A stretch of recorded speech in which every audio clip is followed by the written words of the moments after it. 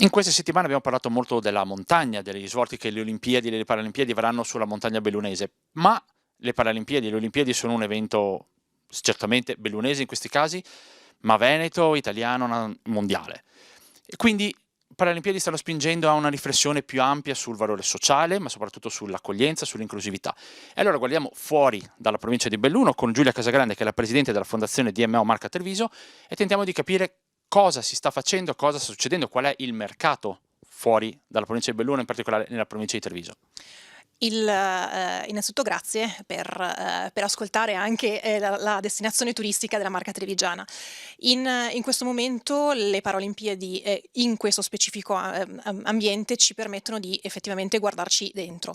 Noi siamo in un momento storico, nella Marca Trevigiana, unico, siamo in costruzione di tutta la nostra offerta turistica, ovviamente c'è già, noi stiamo facendo sistema di quello che c'è, ma stiamo costruendo dei percorsi, che parlino di tutta la Marca Trevigiana, da Asolo ad Oderzo questo è il momento preciso per poterli guardare già con un'ottica accessibile ed inclusiva.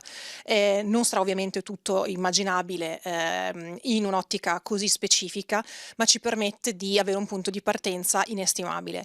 È come per la sostenibilità, partire a costruire qualcosa già con dei principi sostenibili vuol dire che quello che arriverà, sarà già fruibile da tutti, ampliando così un bacino di turisti e di utenti che in questo momento è stimato intorno a circa le 500.000 presenze.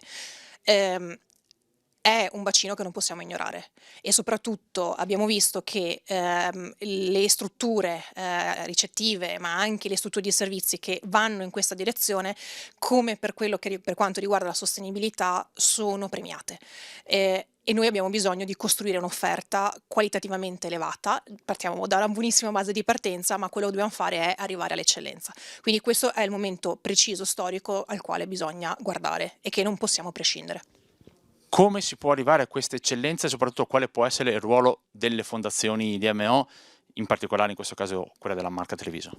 Allora, noi abbiamo, nella nostra pancia le politiche territoriali e la promozione, quindi dobbiamo lavorare in 2 ambiti. Dobbiamo lavorare nell'ambito della formazione, quindi degli operatori, sia nella parte strutturale che la parte anche di coscienza e di accoglienza, e nella parte invece della strutturazione nostra di percorsi che vadano in questa direzione.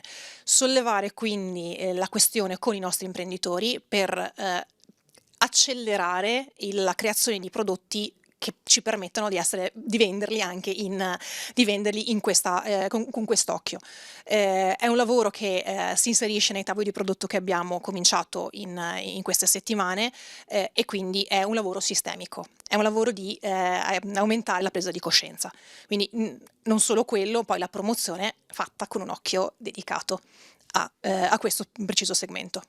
Che è un segmento, diciamo così, in crescita, perché comunque c'è molta più possibilità di movimento e poi parliamo non solo di persone con disabilità, ma anche magari con delle disabilità temporanee, quindi bisogna guardare anche a questo settore.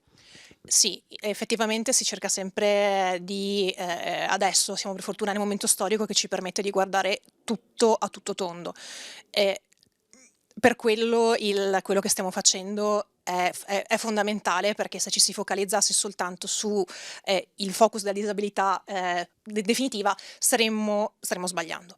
Quindi immaginarla come una disabilità temporanea permette a tutti di, lavorare con una visione un pochino più ampia. Quindi sì, il segmento sta aumentando, il 15% è un dato probabilmente sottostimato, però è meglio essere un pochino più cautelativi in questo sui dati del turismo è meglio non allargarsi. E quindi noi partiamo con quel numero, che in provincia di Treviso, appunto con 2.200.000 di presenze, abbiamo un punto di partenza interessante.